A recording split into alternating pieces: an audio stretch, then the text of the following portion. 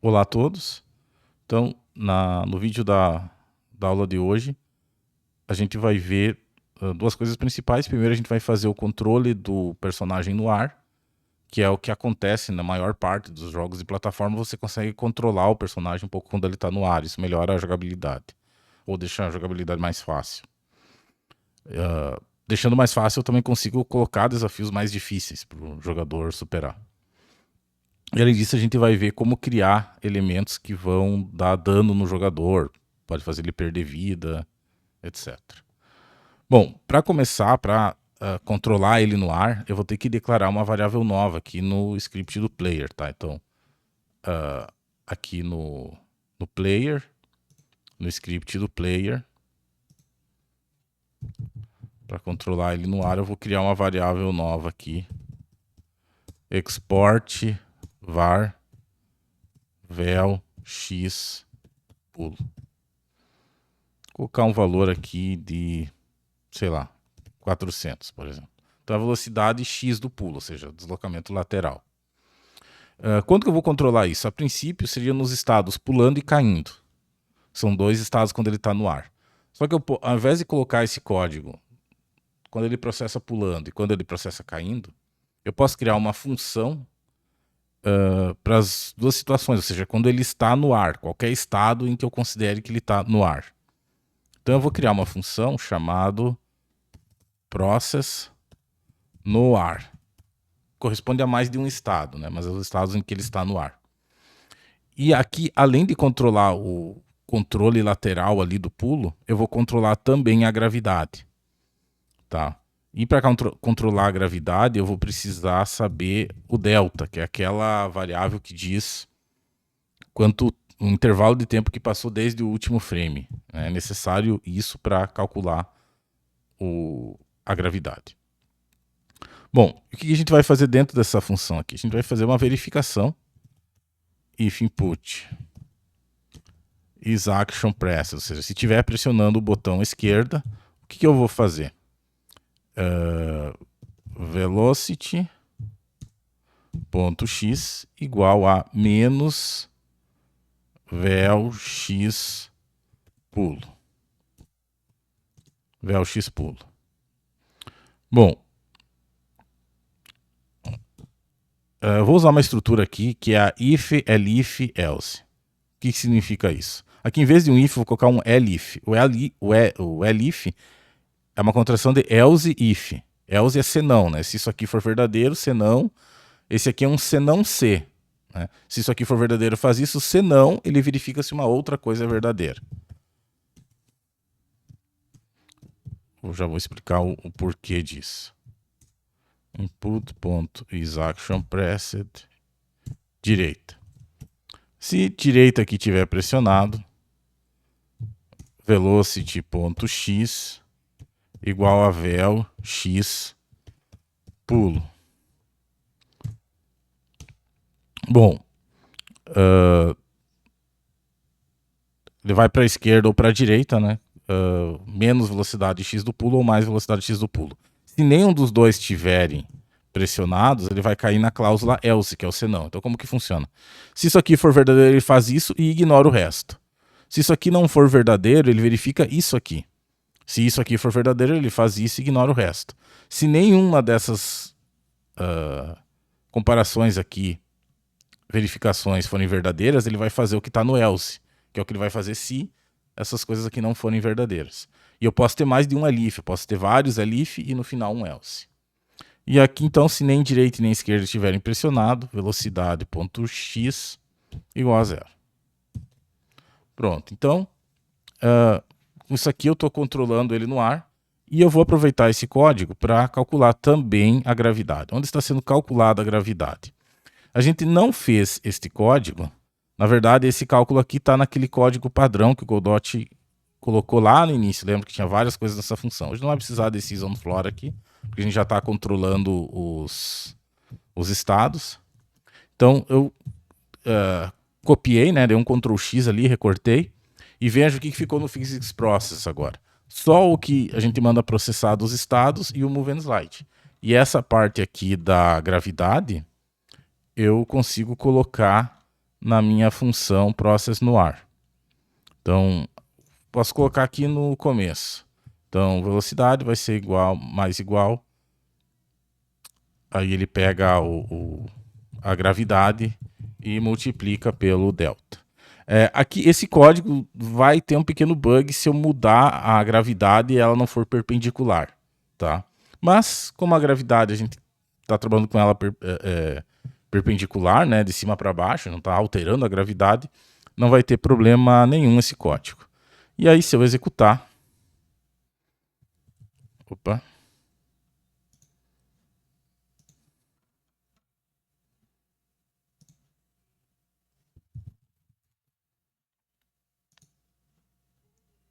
Vamos ver por que ele tá travado. Ah, sim, porque eu não estou processando a gravidade, né? Eu coloquei na função aqui process no ar, só que não estou chamando ela em lugar nenhum. Eu vou ter que fazer isso aqui, ó. Então, como que eu vou fazer? Eu vou colocar mais uma condição aqui. Não, eu não preciso colocar mais uma condição. Quando eu estiver processando pulando, eu vou processar o no ar também. Process no ar. E quando eu estiver processando caindo, eu também vou processar o que eu tiver que processar quando ele está no ar. E eu tenho que passar por parâmetro o delta, tá? Que vem aqui do physics process, que é aquele intervalo de tempo entre frames. Delta e delta. A função ali que calcula a gravidade, pessoal, segue a fórmula de Newton lá, bem básica. Que é a velocidade, né? É a aceleração da gravidade vezes o tempo. Então, essa é a fórmula clássica lá da física, né? Bom, agora, se ele estiver pulando ou caindo, além de processar o que é específico de pulando e caindo, ele vai também processar o que tiver que processar se ele estiver no ar. Aqui não é velocidade, né? Velocity. Tinha colocado errado. Pronto, velocity.x, que é um atributo do character body aqui, né? Agora sim. E agora, pessoal, eu consigo controlar no ar, ó. Por exemplo, eu consigo pular aqui e daí vir para cá.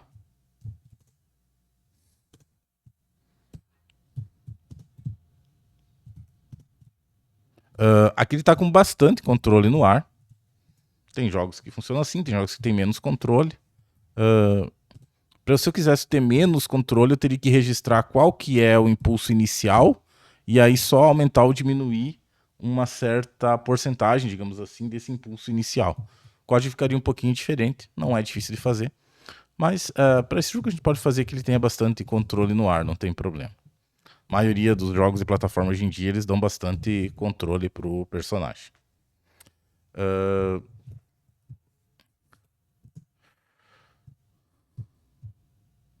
Uma coisa que eu quero mudar também, não estou gostando desse frame aqui quando ele está parado. Vamos mudar esse frame. Então aqui na animação parado, eu vou apagar esse frame. E vou adicionar um que ele está de fato de frente. Players. Yellow. Stand. Esse aqui. Então é o Alien Yellow Stand. Pronto. Fica melhor esse aqui. Pronto. Então, já tem o nosso personagem, já tem o controle, só que a gente não tem nenhum desafio, né? Nada acontece, ele não esbarra em nenhum inimigo, nada. Então a gente vai ter que começar a ver isso agora. Bom, como que a gente trata disso? Uma coisa que a gente vai ter que ver aqui, eu vou ter que explicar para vocês antes de a gente fazer isso, é o conceito de layers de física, tá? Então, por exemplo, se eu pegar aqui o meu personagem, certo? Se eu olhar aqui a colisão, aqui ele tem os layers de colisão e a máscara. O que quer dizer o layer? O layer é em que camada de colisão ele está. E a máscara é com quais camadas ele vai fazer o teste. Então, se eu estou no layer 1, só quem está verificando o layer 1 vai identificar o player. E a máscara, eu só vou olhar para as coisas que tiverem numa determinada layer também. Então aqui é a layer em que eu estou, basicamente, e a máscara é em quais layers eu quero detectar se alguma coisa encostou em mim. É basicamente isso. A layer é em que camada eu tô, e mask em que camada eu quero verificar. Essa camada não é uma coisa visual, assim, não tem a ver com camada geométrica ali dentro do jogo visual. Isso tem a ver simplesmente com cálculos de física que eu posso querer isolar. Posso ter um layer para calcular uma coisa, outro layer para outra, isso que a gente vai fazer agora. A gente vai usar um layer para calcular a questão que já é o layer 1, tá? Que é a colisão normal de física. E a gente vai usar um outro layer para dano, tudo que machuca ali o personagem. Tá? Então como que a gente vai fazer isso? Bom, voltando lá no jogo, a gente vai ter que dar uma modificada aqui no Tile Map. Esse Tile Map aqui, ele só tem... Aí a gente clica aqui no Tile Map, né? Abre aqui o Tile 7 e a gente clica aqui para editar o Tile 7 aqui embaixo, tá? Esse Tile 7 aqui, ele só tem esses aqui de terreno e tal. A gente vai pegar agora um que tem tipo uns espinhos ali que a gente pode colocar. Então, como que a gente vai fazer? Aqui nessas tile sources aqui, né, onde eu tenho esses atlas aqui, eu vou adicionar mais um. Então eu vou vir aqui nesse mais, vou clicar em atlas e daí vou carregar. Então eu cliquei no mais aqui embaixo, atlas, e eu vou ir em sprite sheets. Aí tem uma sprite sheet chamada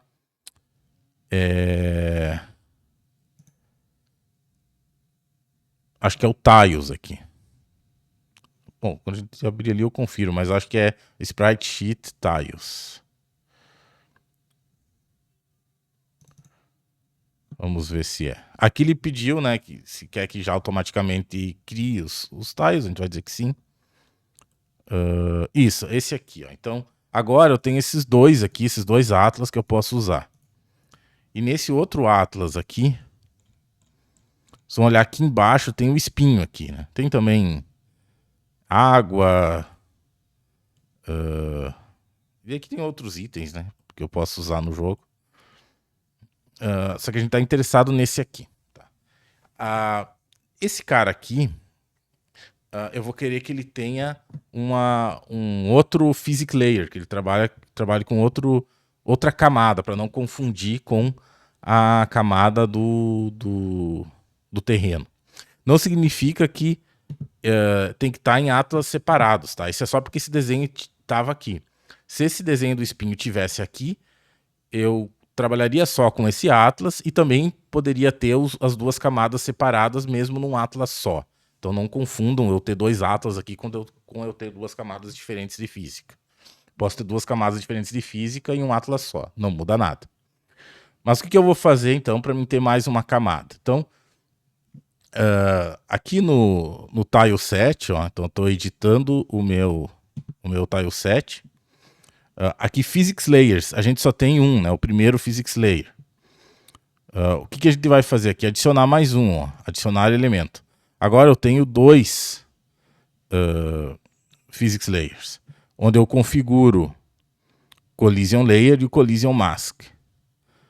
Collision Mask aqui. O que eu vou colocar? Eu vou colocar os dois aqui para estarem no segundo e não no primeiro, tá? Eu poderia estar nos dois, mas eu quero estar só no segundo. E o Collision Mask também no segundo aqui. Então ele vai estar no segundo aqui. E agora, ou seja, tudo que causar dano vai estar nessa segunda aqui. Qualquer corpo que cause dano. E agora eu vou alterar, vou pegar aqui o espinho aqui embaixo e vou pintar. Ó. Quando a gente vai em Paint, a gente sempre seleciona uma propriedade.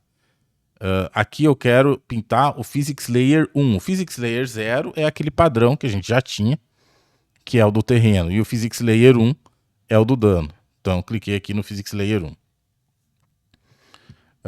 Agora, antes de eu colocar aqui, eu vou alterar para ficar mais ou menos aqui na metade esse cara aqui, tá?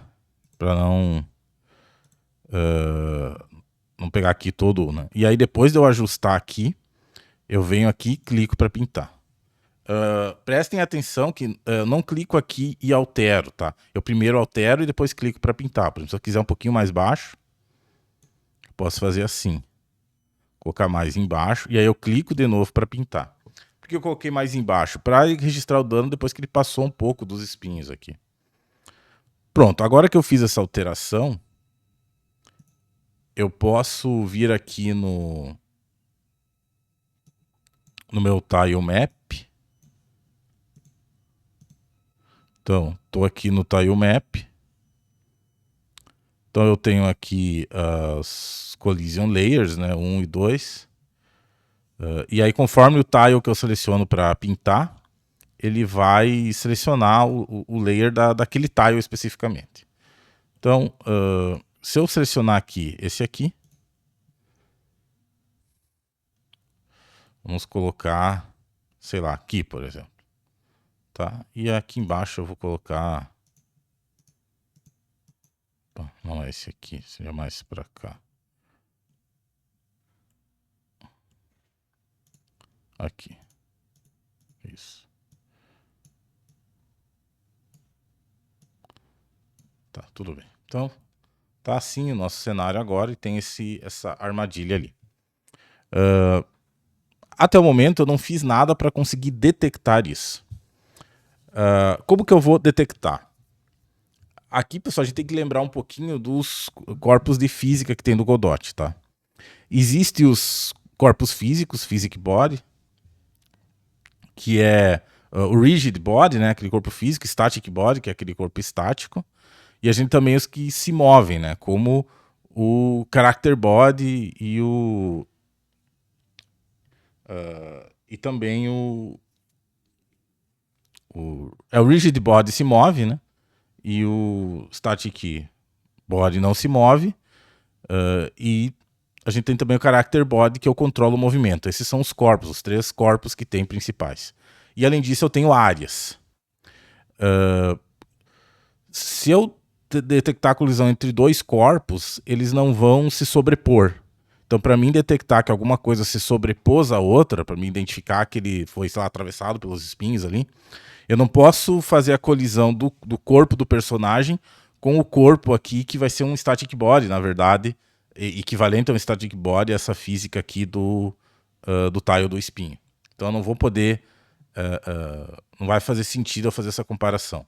Para isso, eu vou criar uma área no personagem, que vai ser uma área que vai detectar danos.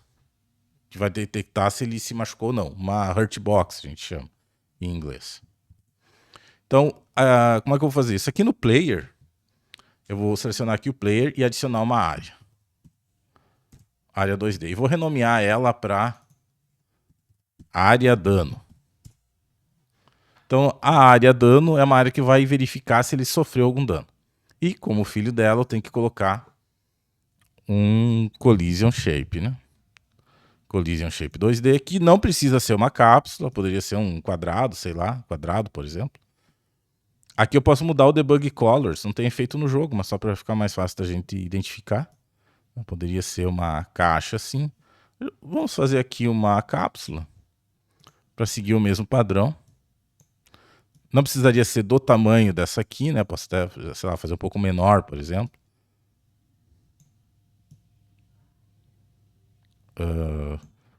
Pode ser maior também, enfim, ela não precisa ser do mesmo tamanho, mas ela vai detectar se aconteceu algum dano.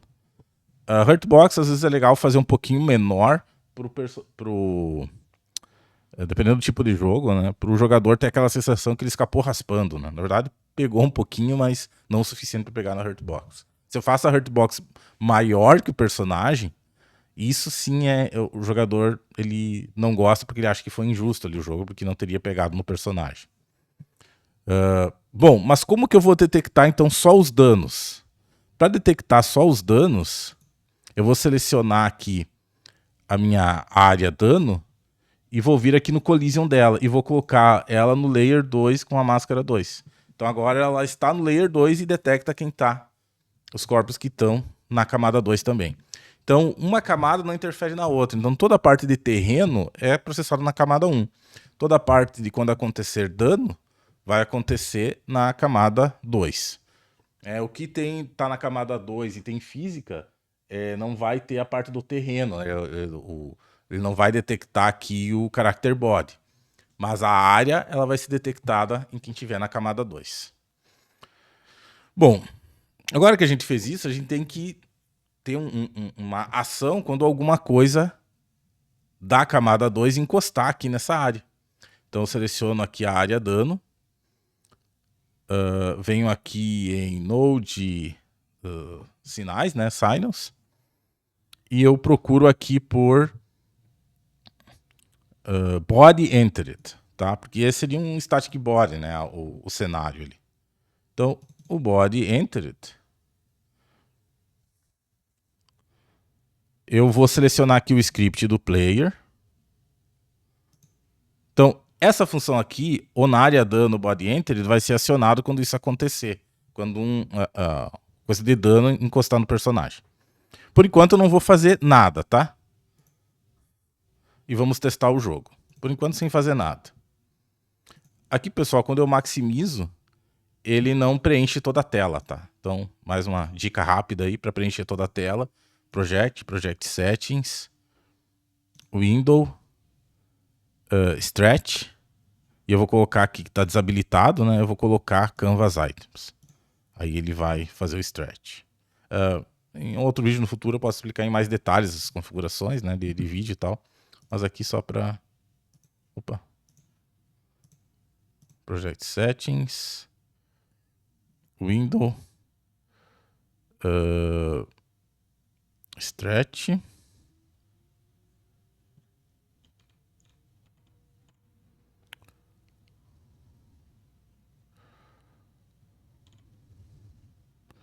Canvas Items. Viewport.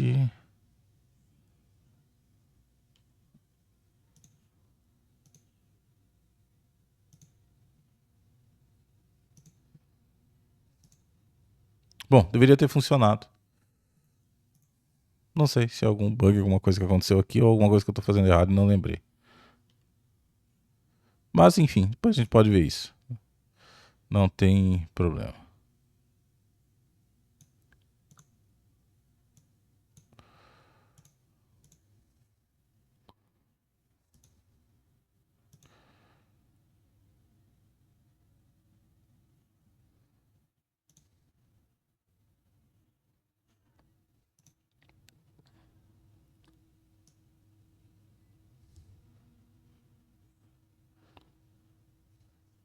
Ah, tá, ele diminui, né? Só não tá aumentando, mas tudo bem. Então, o que acontece aqui? Vamos testar. Então, nesse momento aqui, se eu cair, o que vai acontecer, tá? Ele cai para o infinito, porque ele até detectou a colisão, mas o que eu mandei fazer quando ele detectar a colisão? Nada. E como aquele espinho ali, ele não tá, se a gente for olhar aqui, ó, vamos olhar aqui. Aqui no jogo, né? Ele não tá, esse espinho, em uma área com colisão, tá? Na camada 1, que seria de terreno. Ele só tem colisão na camada 2. Então, como ele só tem colisão na camada 2, ele não detecta também a colisão do terreno, ele passa reto. Esse que a gente usou aqui, né, a gente pode modificar ele para ele ter colisão também, que eu acho que ele não tem. Vamos vir aqui no Tile 7.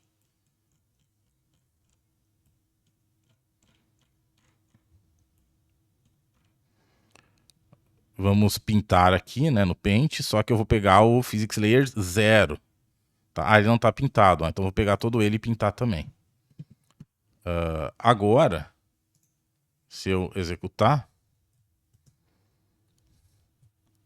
vamos ver o que vai acontecer. Ó, o que aconteceu? Ele está aqui no espinho, o espinho não faz acontecer nada, porque a gente não fez ainda nada para isso.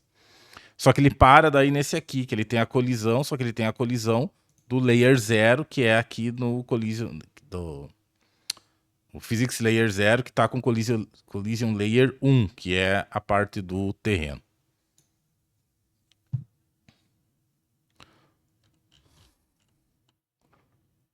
Bom, feito isso, o que a gente vai agora fazer quando o personagem encostar aqui nos espinhos? Eu poderia aqui fazer uma animação e tal, mas por enquanto eu vou fazer simplesmente algo para testar, tá? Vou mandar pausar o jogo. Ou vou dar um impulso no jogador, só pra gente testar se está funcionando, como se aquilo fosse uma mola. Vou colocar aqui velocity.y igual a menos 1000. Só para testar o que vai acontecer. Ó, ele deu um impulso ali. Ele detectou e executou o código que estava ali que mandava dar esse impulso. A gente não vai mais fazer isso, né? Vou colocar de novo o PAS aqui. O PAS aqui. A gente vai criar uma animação agora em um estado para isso. Então, vamos aqui nos estados. Então, a gente tem estado parado, correndo, pulando, caindo e dano.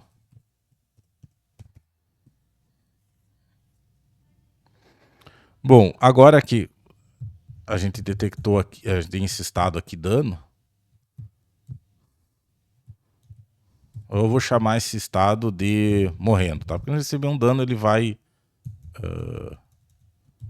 pode não morrer, né? Ele pode ter algum item, alguma coisa assim, mas para simplificar, vamos dizer aqui que ele vai morrer quando ele sofrer dano. Um hit kill. Então, vai para o estado morrendo. Agora a gente vai criar uma animação para isso, né? Então, aqui no Player, no Sprite, vamos criar aqui uma animação nova. Vamos chamar de morrendo. E aqui no morrendo, vamos adicionar aqui os frames. Acho que só tem um frame, que é o front hit, que é quando ele sofre um hit.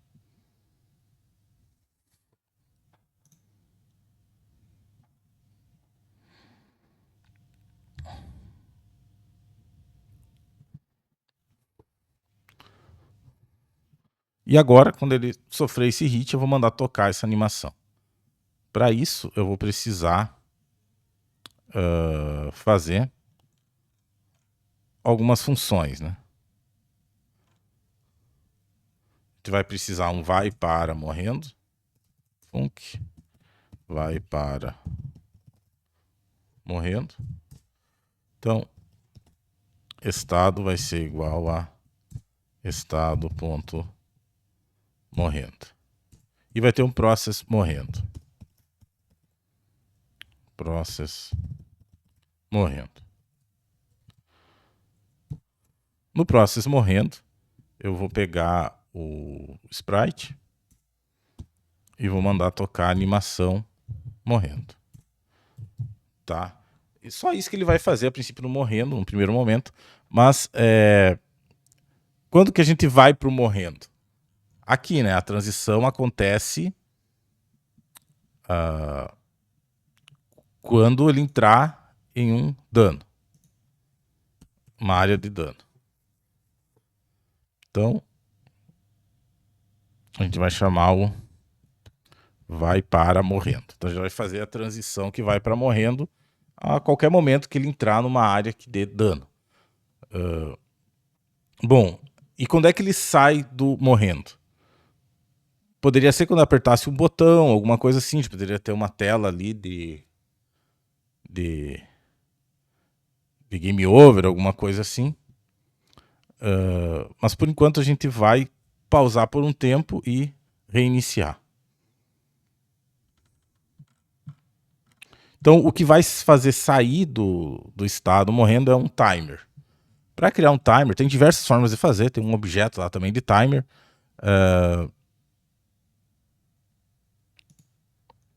Eu gosto de criar da seguinte forma, até porque isso é uma forma que funciona em qualquer motor de jogos, tá? Eu crio uma variável timer morrendo.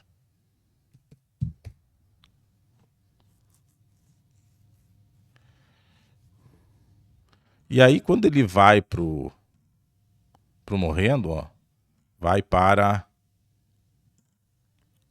morrendo. Eu seto morrendo e seto o timer. Timer morrendo igual a, sei lá, 3 segundos, por exemplo. Tá? 3 segundos. E no process morrendo, o que, que eu faço? Eu vou processar esse timer. Como que eu faço isso? Eu recebo o delta, que é o intervalo de tempo que passou do último frame, e vou ir descontando. Timer morrendo menos igual. Bom, assim que acho que fica mais claro o código.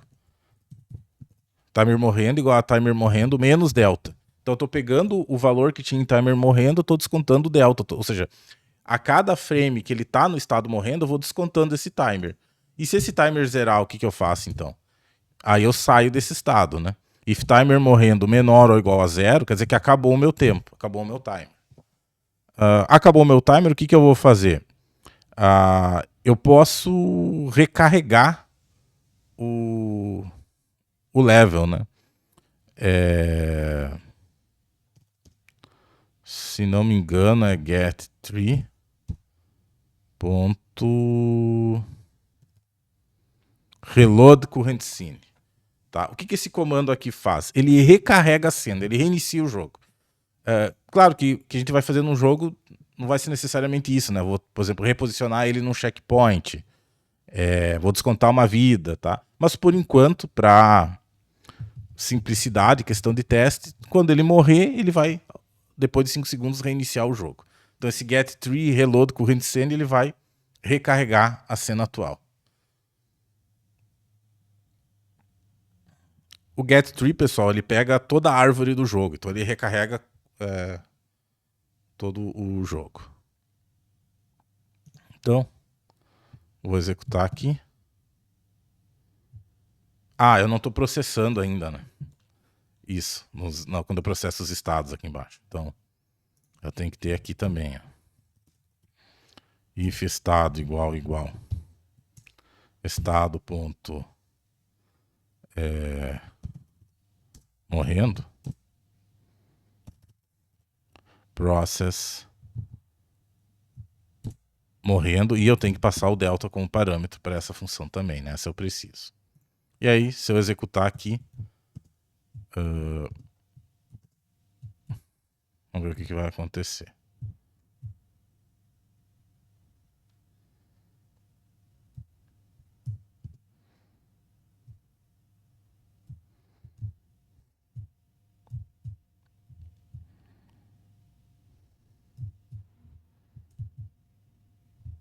Então ele entra na animação ali de quando ele está morrendo, e daí ele reinicia o jogo.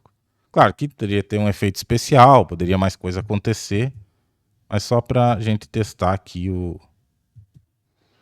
essa dinâmica, né, de encostar em alguma coisa que dá dano.